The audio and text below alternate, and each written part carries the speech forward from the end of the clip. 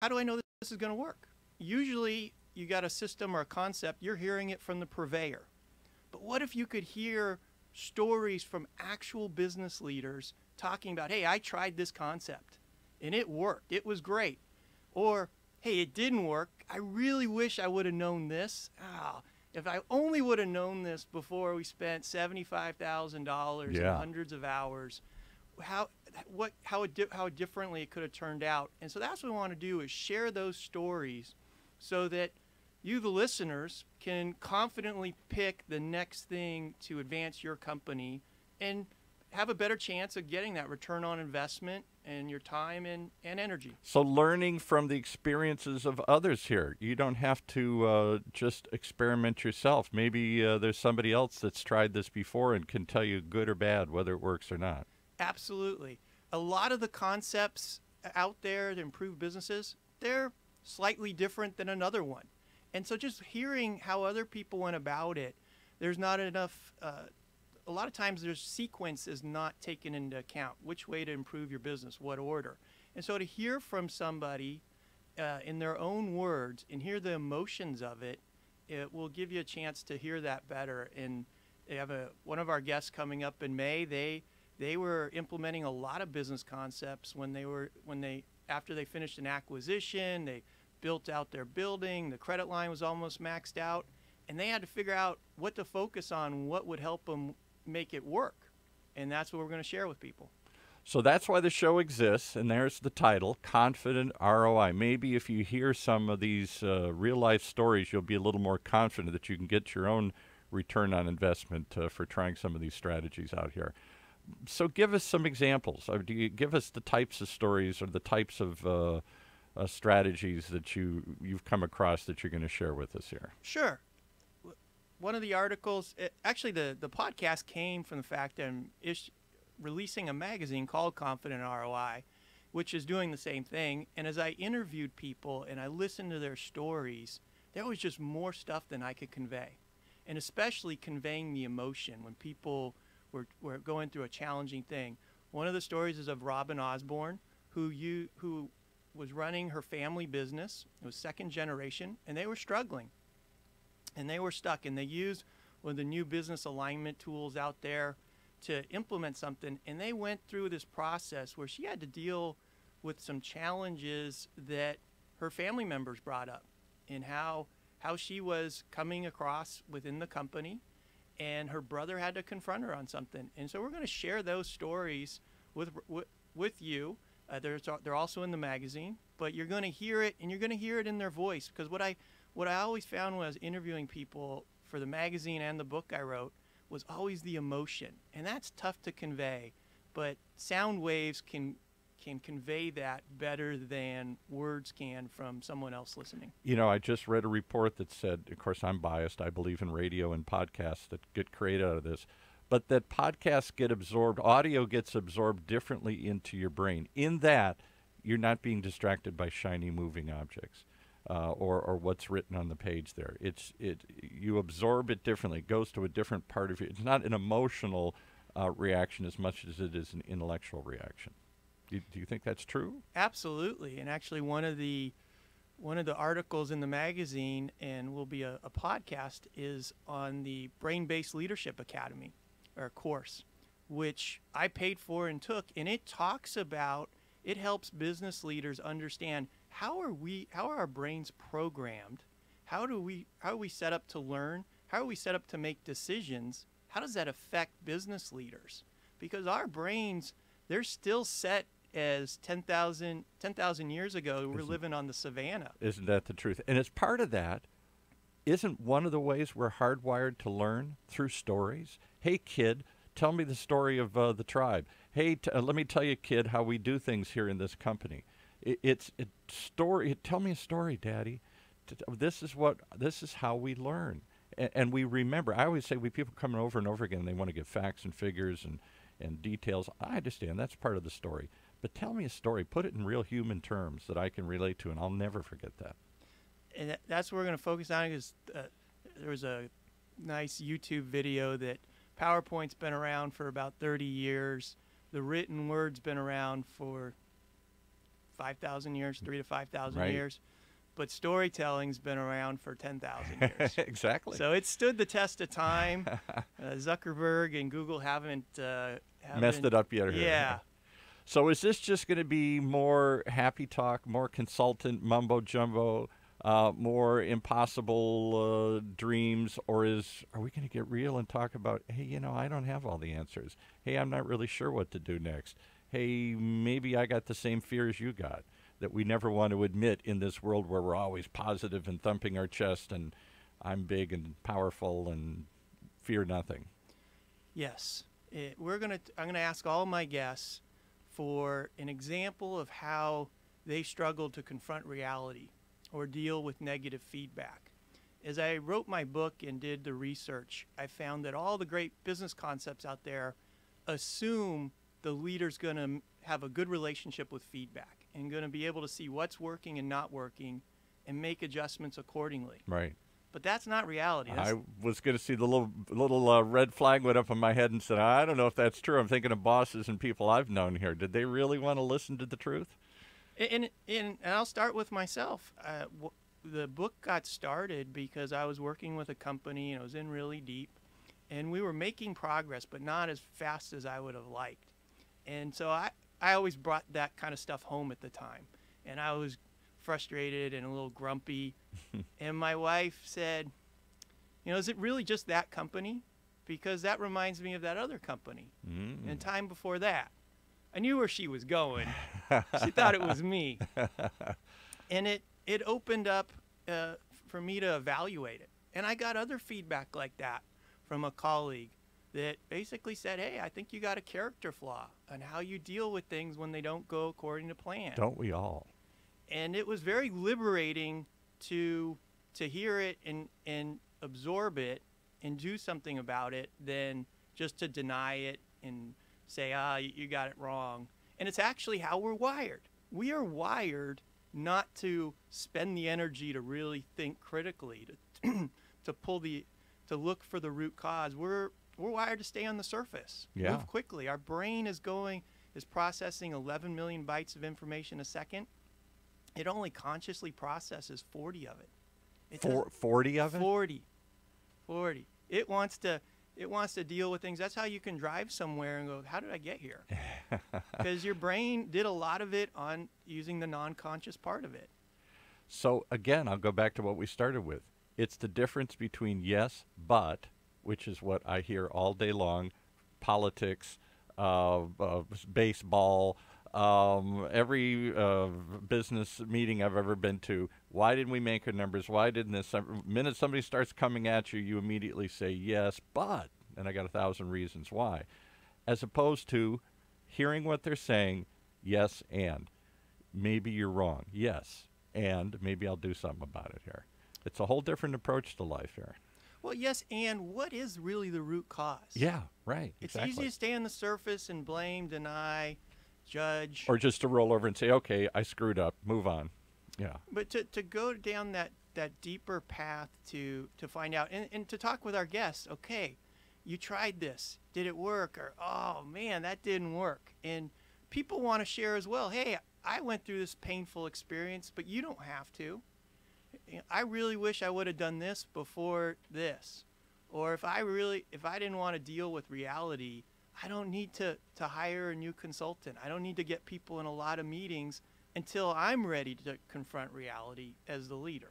But then I'm going to go to yes, but again here. Yes, but. Are we back to the Tom Cruise movie, Jack Nicholson in the witness chair saying, you can't handle the truth?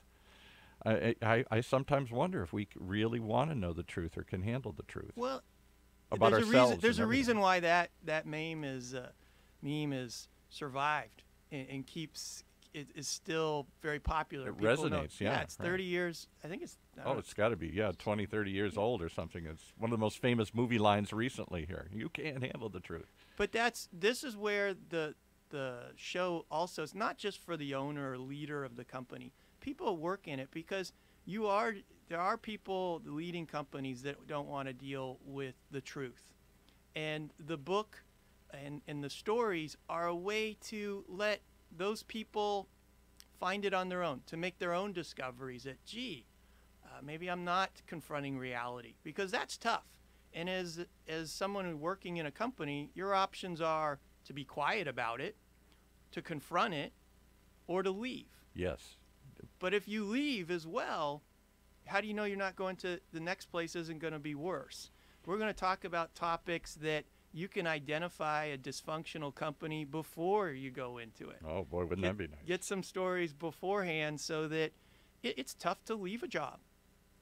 And to hear what type of questions you can ask. That question of, hey, do you have any questions for us when you're going through an interview? Yeah, we got some real good questions to ask. All right, well, we got one question to ask. Can you stick around for a minute, because we got to take a quick break, and I want to find out more about who you are and why people should listen to you and your stories here. What do you know that I don't know? So hang around. We'll be right back after this word from one of our sponsors. Imagine what it would feel like to lose everything. Your job, your home, your family, your dignity. This has happened to thousands of the men, women, veterans, and young adults we serve at Working Wardrobes. What do we do to help? We provide career development services, life skills workshops, job skills training. We provide the perfect interview outfit, and we get clients placed in jobs. Call Working Wardrobes, 714-210-2460. Donate, volunteer, invest, hire. Do you want a free analysis of your inbound marketing? Do you want it in 30 seconds or less?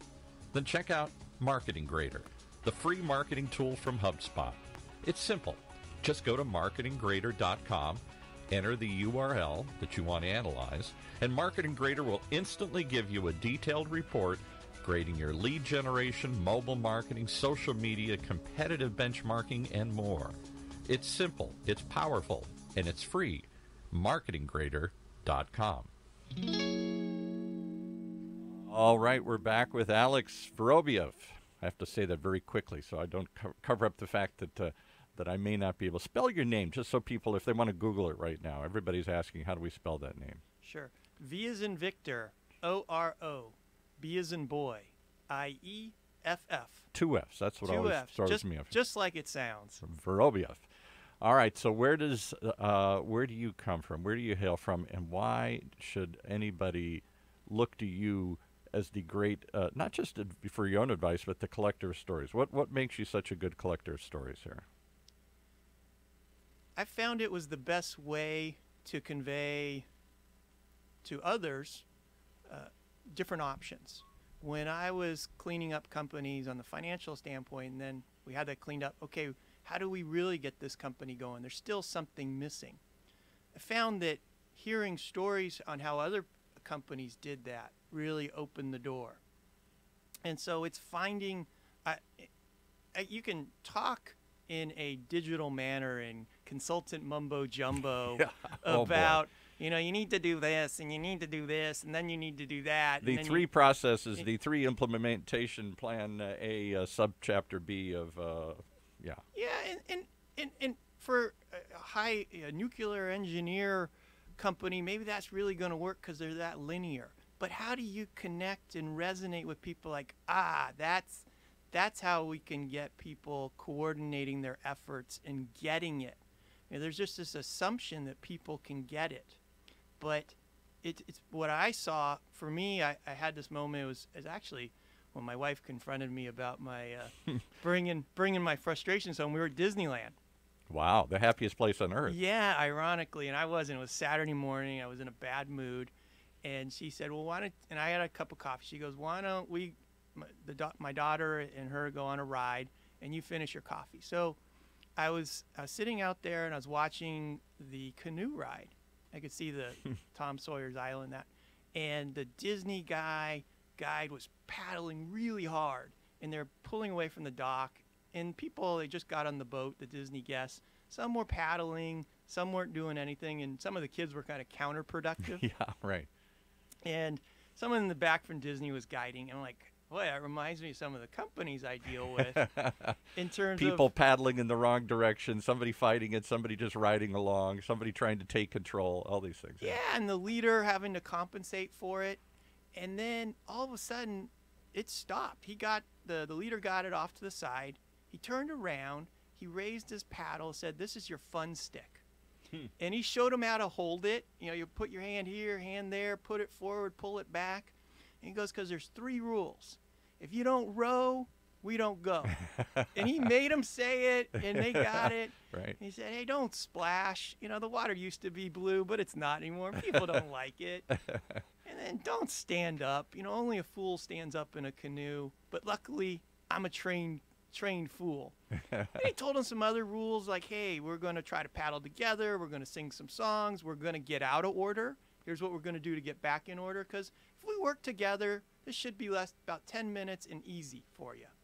And You're getting a life lesson watching the canoe ride at Disneyland here. yeah, while my wife's telling me I got a bad relationship with feedback.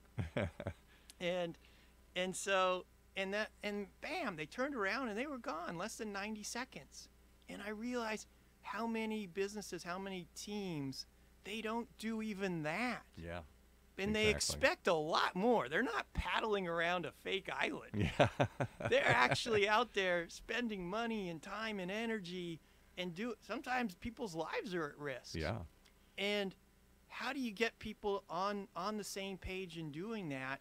And I've seen a lot of systems for doing that, but there's nothing like the story of telling people, "Hey, do you at least do as what Disneyland does to get people rowing in the same direction?" And the other thing I find with stories is then people can relate. Takes the onus off them. If I come at you and say you get defensive. But if I say, "Let me tell you about somebody else. Let me tell you about another story," suddenly I'm not focused on you, I'm focused on the problem. And suddenly the pressure's off, and maybe you can relate to it a little better. Yeah, I've felt that way. Yeah, I guess that is me. You start to get people buying into this whole thing. Well, the brain learns better from its own discoveries and seeing something else. And we don't want, our brain wants to avoid pain as well. And so it's much better to see someone else in pain and try to avoid that. Hey, I can learn something to avoid it. And yeah, that sucks to be you, but thanks for telling me what I can do so we don't have to go through that same thing. And yet as parents, don't we always get frustrated? Why can't you learn from my experience? No, so many times they have to go out and learn on their own here and flop and fail before they can figure it out. And I always say, why can't we collectively learn? Why do we have to repeat the same mistakes generation after generation here? Maybe we're just not telling the right stories there. Well, but the ironic thing is at the same time we're saying that to our kids, we're going, "Geez, you know, that's why my parents kept telling me that." I hate to admit it, but that's true. I can't wait till my daughter, that moment she goes, when she says burning daylight, we're burning daylight to her kids, and she understands, like, oh.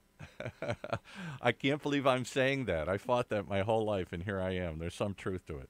Well, there's a lot of truth in stories, that's for sure, and it's certainly a way to get people to understand a problem and relate to it and to start to remember it and picture it in different ways. You said it's the way our brain is wired. So how do you think the audience can use these stories as a resource? What is it that they can take away from these shows? Is it just entertaining, or is it a learning experience too?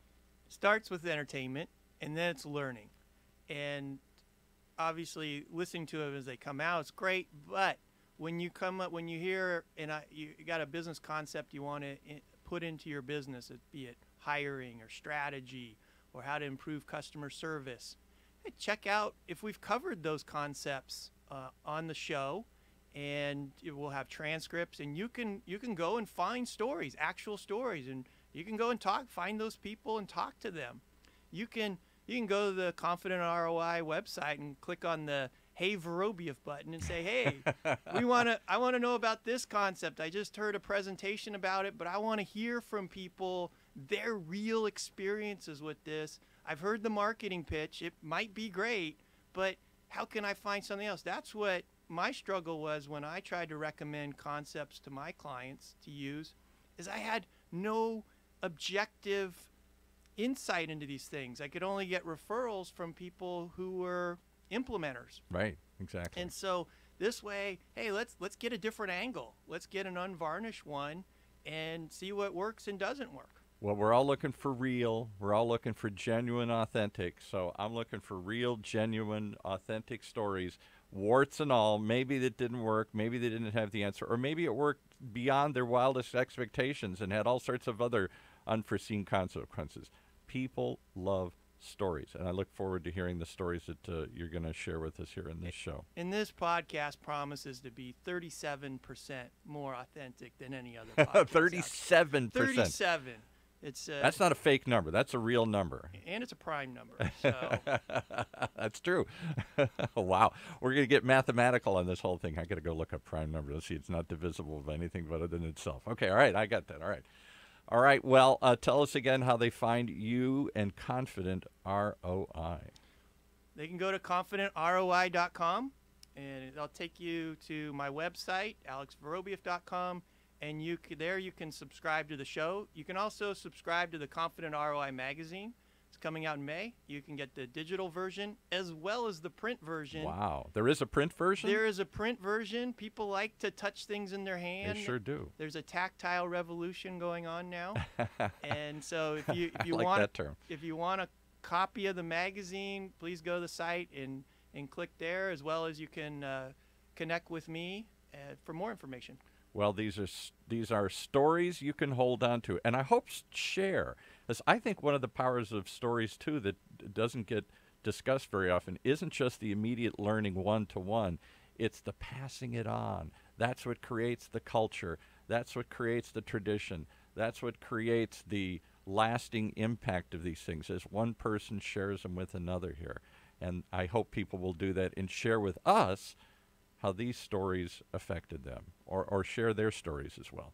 And I want to hear their stories as well. If you got a story to share, click on the Hey Vorobieff button, and we'll also have the ability to call in, and you can leave your comments on systems and concepts, and we'll incorporate them. Okay, very good. All right, well, we look forward to more and to becoming confident that these stories will lead to a real ROI, a change in our lives here, and a positive impact for all of us. Thanks so much, Alex, for coming in, and we look forward to each and every week hearing more stories. Thank you.